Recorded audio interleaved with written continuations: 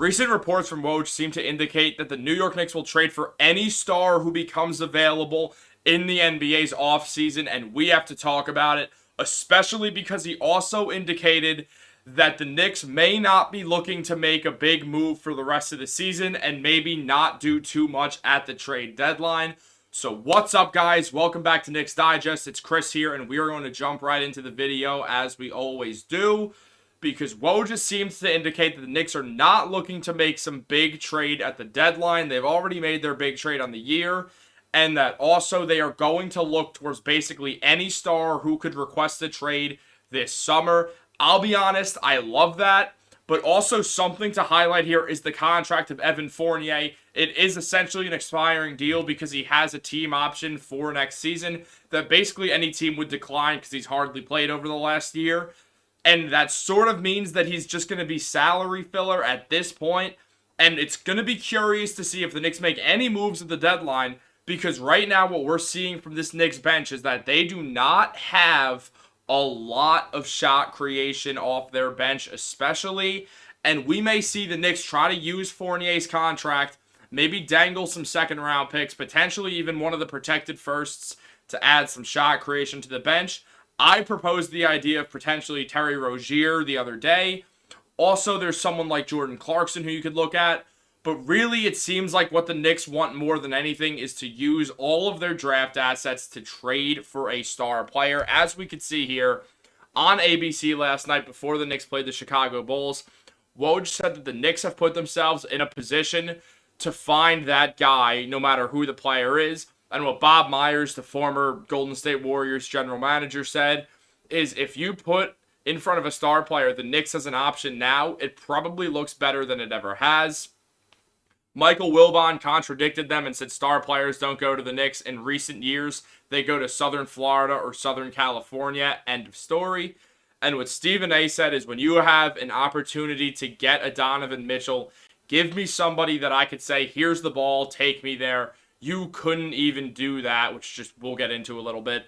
And then Woj said, listen, it's probably not the trade deadline, but we know what happens after the season.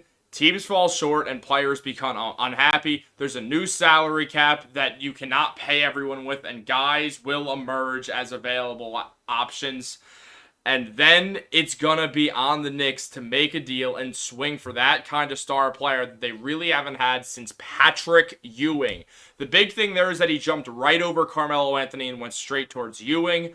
I think that Melo was an NBA superstar and a top 5 player in the NBA for a few seasons when he was with the Knicks, though I know not everyone feels that way because Melo gets very contradicting opinions in the New York Knicks fan base. But really the big thing here is the Knicks will not be making a major trade at the deadline.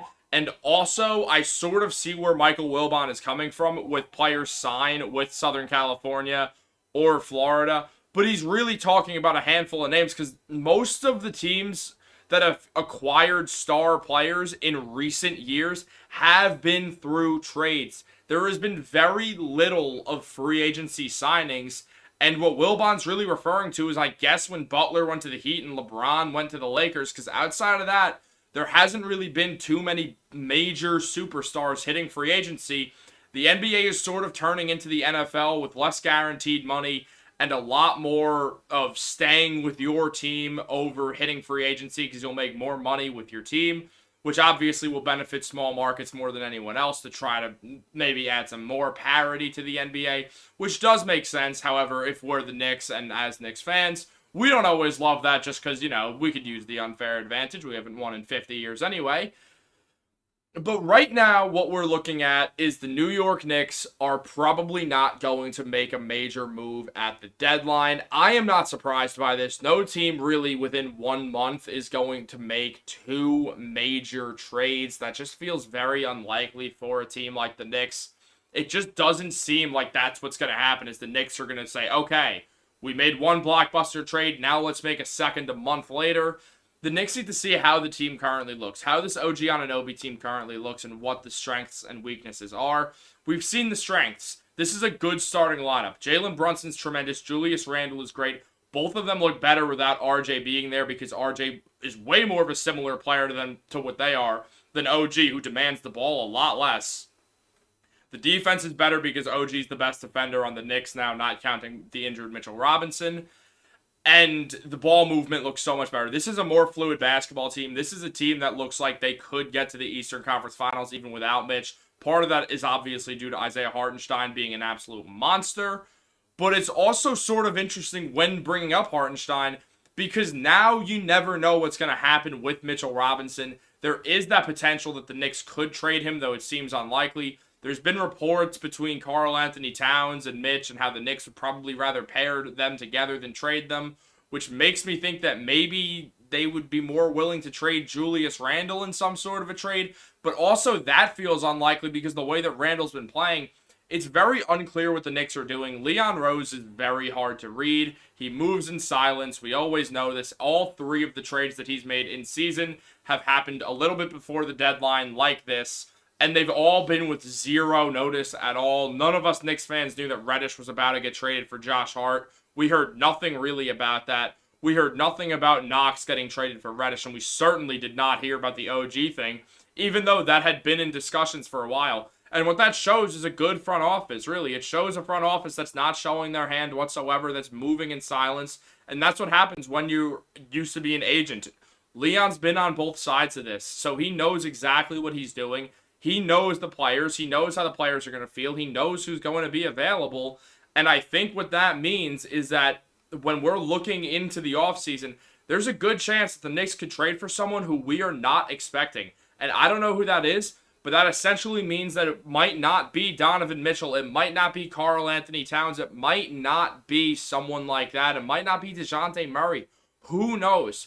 One thing I will say when looking at this, though, just going back to this quote, is Stephen A is saying, when you had an opportunity to get Donovan Mitchell, give me someone that I could say, here's the ball, take me there. You couldn't even do that. Well, first of all, that's blatantly incorrect because it's not like Jalen Brunson isn't a Knick. He certainly is. And would you have rather trade all your assets for Donovan Mitchell and then currently had a team that's not as good as the one you have now? Because Jalen Brunson, Donovan Mitchell, I don't even know who would be starting at small forward because both Barrett and Grimes were both involved in that trade at one point. So say you kept Grimes and traded Barrett and quickly both, then you have Brunson, Mitchell, Grimes, Randle, Hartenstein. That's not that good. That's not as good as compared to a Knicks team that can still get Donovan Mitchell and get Brunson, Mitchell, OG, Randle, Hartenstein / Mitch. I don't understand what is with this anger and why Stephen A. Smith is pushing this narrative so hard. It's really annoying, and it's just kind of an aside that I had to make because we did bring that whole quote up and to sort of mention what everyone's talking about. Yeah, Stephen A. is very much in the wrong here. I'm mainly taking what I know off Woj. When, let's be real, when we're talking about guys like Woj, Michael Wilbon, Stephen A., and then Bob Myers, we trust Woj more than any of them. Bob Myers, yeah, he was just an NBA GM, so that's something. Michael Wilbon isn't really someone who's going to just say things to create controversy like Stephen A. absolutely does. Woj is the guy who you trust because he's the insider. He's friends with all of them. There have been articles showing that Woj is just a good dude. The reason why he knows so much is because he's become friends with GMs. On their birthdays, he texts them. On important days of their lives, he's actively there and makes calls to them and shows that he knows them well and actually cares about them. And that's what leads to these dynamics of Woj knowing what's going on. So I'm fully trusting Woj here. I don't think the Knicks are going to make a big move at the deadline. I hope they trade Evan Fournier for some sort of combo guard who can create his own shot. But it also fully depends, what would you have to give up? Is this a trade where you could trade Fournier and 2 second-rounders? Or would you have to trade Fournier and a first-rounder? Because one of those, I don't know if I would do. I don't know if I would trade Evan Fournier and a first-round pick. I want all 8 of those first-round picks to be saved for when the Knicks want to make a move for a star. So teams have the choices of the first-round picks that they want to a degree. I think that would help with the Knicks. And also, if you just take a look here, something else that Woj said is, if you're the Knicks at the deadline, is there going to be a team moving off of a big salary or a role player, somebody who replaces quickly, then after the season someone asks out? Those are the option and who's worth paying. Good news for the Knicks is that draft assets are very valuable around the league. So that sort of ties into what I was just saying, where if the Knicks make a trade for someone to replace quickly, who knows how that's going to affect the later on bidding war that they could get into for a player to be named later. And we don't know who that player is. It could be really anyone in the NBA. We're unsure. We don't know what's going to happen come playoffs. Say the Cleveland Cavaliers manage to make the Eastern Conference Finals. Yeah, then Donovan Mitchell's probably not going to be too upset there.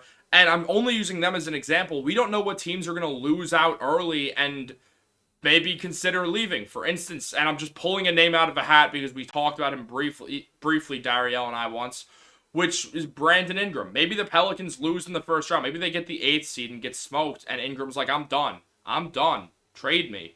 You never know what's going to happen. The Knicks could maybe make a package for a guy like him. We don't know what is going to happen in the playoffs. The playoffs and the salary cap changes, that's when things are going to go nuts.